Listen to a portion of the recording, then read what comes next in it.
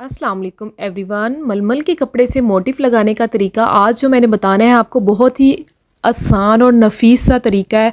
ये इतना अच्छा तरीका है कि आज से पहले आपको किसी ने भी ये वाला तरीका नहीं बताया होगा। ठीक है, तो यहाँ पर आप ये मोटिफ जो है वो कटिंग किया हुआ देख सकते हैं कि इसकी जो है ना लेज़र के साथ कटिंग की होती है। तो इसकी जो साइड्स है ना, साइड्स पे हल्का हल्का ना ये ब्लैक कलर का जो है ये लगा होता है। मतलब जिस कपड़े के ऊपर ये मोटिफ की एम्ब्रॉयडरी करते होंगे ना, वो थोड़ी बहुत कटिंग में रह जाता है। तो आपने सबसे पहले ये ब्लैक ब्लैक जो नज़र आ रहा है ना, इसको आपने सारा कटिंग करके जो है ना वो रिमूव कर लेना है। ठीक है, और आपने जो धागे हैं वो बहुत ही एहतियात के साथ कटिंग करने हैं ताकि आपका जो एम्ब्रॉयडरी वाला धागा है वो कटिंग ना हो। ठीक है, यहाँ पर जो है आपकी कटिंग जो है वो कंप्लीट हो गई है। अगला जो स्टेप आपने लेना है, अच्छा ये जो था ना ये आपका पहला स्टेप था। अब जो है इसका दूसरा स्टेप आप देख लें। दूसरे स्टेप में आपने जहाँ पे भी इस मोटिफ को लगाना है वो उसको अच्छे तरीके से बिछा के आपने उसके ऊपर यूँ स्प्रे कर देना है। ठीक है, अच्छे से स्प्रे करना है और आपने जो ये पानी है ना इस कपड़े के अंदर ऐसे जज्ब कर लेना है अच्छे से। जैसे ही ये जज्ब हो जाएगा अब आपने आयरन को जो है ना इसके ऊपर फेरना है। अच्छा, अब आयरन फेरने का भी एक तरीका है कि आपने आयरन जो है ना ये इस तरह से चौड़ाई में फेरनी है। ठीक है, यानी कि कपड़े ने जितना भी खुलना हुआ लंबाई में और चौड़ाई में जितना भी खुलना हुआ ये कपड़ा जो है हमारा खुल जाएगा। ये हमारी दूसरी बड़ी टिप थी। ठीक है, इसके बाद जो है मैं आपको अब तीसरी टिप बताने लगी हूँ। कपड़े को आप अब साइड पे कर दें। यहाँ पर हम मोटिफ पे थोड़ा सा काम कर लेते हैं, उसके बाद ही हम अगला स्टेप लेंगे। तो यहाँ पर मेरी जो तीसरी टिप है वो ये है कि आपने इस तरह से मलमल का कपड़ा जो है वो इस मोटिफ के ऊपर रखना है और अपनी आयरन को आपने 4 से 5 की हीट पे लगा देना है। ठीक है, या तो आप 4 पे कर लें या 5 पे कर लें, मतलब आपकी हीट जो है वो थोड़ी सही होनी चाहिए। तो आपने इस तरह से मलमल का कपड़ा रख के ना आपने ये देख रहे हैं आप इसकी जो है ना इसने साइड्स थोड़ी साइड्स जो है ना इसकी खड़ी होने लगी है, मतलब कि ये थोड़ा श्रिंक हो रहा है इसका धागा। ठीक है, तो अब आपने इस तरफ भी सेम इसी तरह से ऐसे रख के ना थोड़ी सी इसको हीट देनी है, अच्छे से आपने इसको हीट देनी है। ठीक है, तो आपको मैं दिखाऊंगी, उठा के मैं इसको दिखाती हूँ कि इसकी जो हीट देने से इसमें क्या जो है ना चेंजिंग आई है। ठीक है, तो जैसे ही मैंने चारों तरफ पे इसको अच्छे से हीट दी है, हीट देने के बाद जो है ना जो आपने अगला स्टेप लेना है वो भी मैं आपको बताती हूँ। हीट आप अच्छे से तरीके देने, बस आप इतनी दें कि ये नीचे चिपके ना। ठीक है, बस इतनी आपने हीट देनी है। हीट दे के उठा लेना है, फिर हीट देनी है, उठा लेना है, हीट दे देनी है। अच्छा, इसकी एक निशानी ये भी है कि जब आप इसकी उल्टी साइड को यूँ देखेंगे ना तो हल्की हल्की आपके हाथ को चिपकेगी इसकी उल्टी साइड। ठीक है, ये देखिए ऐसे, ये देखिए हल्की सी ये चिपक रही है ना, इसका मतलब ये है कि मोटिफ जो है ना हमारा हीटअप हो चुका है और इसने जितना श्रिंक होना था ये हो चुका है। अब आपने अगला स्टेप लेना है, जो आपने प्रेस किया हुआ कपड़ा है आपने उसको अच्छे से बिछा लेना है और जिस तरीके से भी जिस भी रुख में आपने अपना मोटिव रखना है आपने उस रुख को जो है ना वो बिल्कुल ऐसे सीधा रख लेना है। उसके बाद मोटिव को सेट करना है, उसके ऊपर आपने ये रखना है मलमल का कपड़ा। ठीक है, हीट मैंने यहाँ पर जो है 5 पे लगा ली थी। ठीक है, 5 पे, तो इस यहाँ पर चूँकि मुझे ज़्यादा हीट चाहिए थी। ठीक है, आप अगर आपने रेशमी कपड़े पे लगाना हो इस तरह का मोटिव तो भी आपने मलमल का कपड़ा ही रखना है और आपने अपने रेशमी कपड़े के ऊपर आयरन को नहीं आने देना। ठीक है, यानी कि ऐसा कपड़ा जिसको आयरन लगने का अंदेशा हो आपने उस कपड़े के ऊपर आयरन को बिल्कुल भी नहीं फेरना है, बल्कि आपने मलमल के कपड़ा थोड़ा बड़ा ले लेना है। ठीक है, तो यहाँ पर मैंने भी थोड़ा बड़ा पीस लिया था, लेकिन वो मेरी भतीजी आके वो पीस उठा के ले गई और वो दे नहीं रही थी कि मैंने फूफो ये दुपट्टा बनाना है, तो इसलिए फिर मैंने इस छोटे से पीस से ही काम चला लिया। तो आप भी इसी से जो है ना वो काम चला लीजिएगा।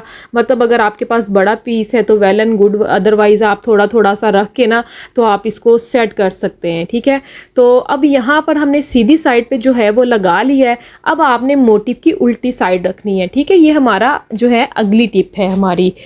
तो अब आपने यहाँ पर जो है इसको आयरन करना स्टार्ट करना है। ये देखिए इस तरीके से आपने इसको आयरन करना है। और एक चीज़ आपने नोट कर लेनी है, नीचे अगर कोई धागे वगैरह लग चुके हैं तो आपने वो उतार लेने हैं, वरना तो वो धागे भी आपके साथ ही चिपक जाएंगे। ठीक है, तो अब आपने क्या करना है, आयरन की जो नोक है ना ये वाला हिस्सा जो है आगे वाला हिस्सा ये आपने इस्तेमाल करना है। इसके साथ ना आपने ज़ोर ज़ोर से ना यानी वज़न डाल के आपने इसको अच्छे से ऐसे प्रेस करना है। ये देखें इस तरीके से। अच्छा, जैसे जैसे मैं ये प्रेस करी थी ना, नीचे से ना एक जो इसकी ग्लू थी वो ऊपर की जानिब जो है ना वो नुमाया हो रही थी, यानी कि पता चल रहा था कि यहाँ यहाँ पर ये ग्लू लगी है और इस तरह से इसकी डिज़ाइनिंग की शेप बनी हुई है।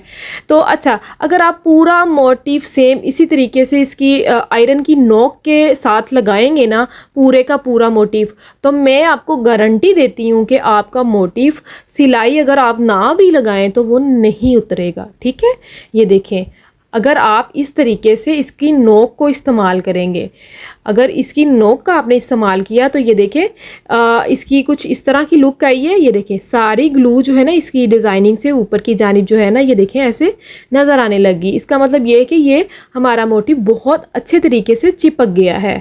तो यहाँ पर जो है ना आपने अगली जो टिप है वो आपकी ये है कि आपने जो है इसको अगला स्टेप लेके ना नीचे जो हमारी बॉबिन केस है वहाँ पर आपने सेम शर्ट के कलर का धागा डालना है और ऊपर की जानिब आपने एम्ब्रॉयडरी के कलर का धागा डालना है। ठीक है, ये बात मेरी याद रखिएगा। अगला जो स्टेप है आपने बिल्कुल कॉर्नर से या नोक से नहीं स्टार्ट करना, इस तरह से इस हिस्से से स्टार्ट करना है ताकि जो जॉइंट है वो आपका छुप जाए, वो दिखाई ना दे। ठीक है, तो अब यहाँ पर जो है आपने इसको सिलाई लगाना स्टार्ट करना है। जिस तरह से एम्ब्रॉयडरी की शेप बनी हुई है आपने इसकी शेप के साथ साथ जो है वो सिलाई लगानी है। ये देखें इस तरीके से। अच्छा, मेरी ना कुछ जो है ज़्यादातर जो मेरी बहनें हैं वो बिगनर्स हैं और बहुत सारी बहनें जो हैं वो मेरी बहुत ज़्यादा जो है वो परफेक्ट भी हैं और वो बहुत अच्छे सवाल करती हैं। लेकिन कुछ चीज़ें जब मैं स्किप कर जाती हूँ और जो बिगनर्स बहनें होती हैं तो वो कहती हैं कि थोड़ा सा स्किप हो गया, आपने यहाँ से क्या किया। तो इसलिए मेरी कोशिश होती है कि हर चीज़ जो है वो मैं आपको डिटेल के साथ बताऊँ ताकि जो है बिगनर्स हैं जिनके लिए ये चीज़ पहली बार है उनको सारी अच्छे तरीके से समझ आ जाए। जैसे कि ये देखिए, अब मैंने इस तरफ से ऐसे टर्न नहीं किया है बल्कि मैं इसको ऐसे इसकी शेप के साथ साथ लेके आऊँगी। ठीक है, ये देखें यहाँ से ऐसे इस तरह से हमने शेप के साथ लिया, फिर इसको टर्न किया। हालांकि मैं ऊपर से भी सिलाई लगा के जा सकती थी, जबकि मैंने नीचे से भी इसकी सिलाई को पूरा किया है और मुकम्मल सिलाई लगाई है। तो ये होती हैं, ये छोटी छोटी चीज़ें होती हैं जो कि समझने वाली होती हैं। तो जो मेरी बहनें बिल्कुल परफेक्ट हैं तो उनको तो ये बात बताने की ज़रूरत ही नहीं है कि सिलाई आपने कहाँ पर लगानी है और कहाँ पर नहीं लगानी है। लेकिन जो बिगनर्स हैं जिन्होंने अभी काम स्टार्ट किया है तो वो तो बैठी मोटिव की तरफ देख रही होती हैं कि हमें कहाँ पर सिलाई लगानी है, कहाँ पे नहीं लगानी। इवन कि ऐसी चीज़ें भी उन्हें दिखाई नहीं दे रही होती कि जहाँ पर हमने सिलाई लगानी होती है और उनको पता ही नहीं चल रहा होता कि यहाँ हमने सिलाई लगानी है। जाहिर है एक बंदा जो बिल्कुल सिलाई से अनजान है तो उसे कैसे पता चलेगा कि ये चीज़ें जो हैं हमने कवर करनी है। तो इसलिए फिर थोड़ी थोड़ी चीज़ें हमें साथ साथ जो है वो शेयर करनी पड़ती हैं कि जो बिगनर्स बहनें हैं उनको अच्छे तरीके से पता चल सके, ना कि ये ना हो कि आधी चीज़ें वो मेरे पास सीखें और आधी वो कहीं और ढूंढती फिरें कि आधी सीख ली अब आधी रह गई और आधी हम कहीं और से सीख लेंगे। इसलिए मैं हर चीज़ मुकम्मल डिटेल के साथ बताती हूँ ताकि मेरी बहनों को बहुत अच्छे तरीके से समझ आ जाए। तो यहाँ पर भी जब मैंने ये मोटिफ लगाया तो इसको जो है ना सारा मैं अंदर की जानिब भी इसकी सिलाइयाँ साथ साथ लगाती गई ताकि जो मेरी बहनों को बिल्कुल नहीं पता है ना कि सिलाई कहाँ लगानी है कहाँ नहीं, वो इस चीज़ को भी देख लें कि जो अंदर की जानिब डिज़ाइनिंग की होती है वहाँ पर भी हमें सिलाई लगाना जो है वो ज़रूरी होता है। वरना तो कभी ऐसा भी हो जाता है कि जो ग्लू होती है वो एम्ब्रॉयडरी को छोड़ देती है और ऐसा होता है कि ग्लू जस्ट ग्लू ही जो होती है वो आपकी कपड़े के साथ चिपकी रहती है और एम्ब्रॉयडरी जो है वो अलग अलग हो जाती है। मतलब कभी कुछ लोग ऐसे भी हैं कि वॉशिंग मशीन में वॉश करते हैं जिसकी वजह से हो सकता है कि ये मोटिव जो है वो डैमेज कर दें। तो इसीलिए फिर मैं ये सारी की सारी जो है वो सिलाइयाँ लगा देती होती हूँ ताकि कहीं से भी कोई ऐसा मसला ना बने कि जिससे मेरी बहनों को परेशानी हो कि हमें थोड़ी कम चीज़ बताई गई थी, हमें फुल नहीं बताया गया या हमें हल्का काम बताया गया है।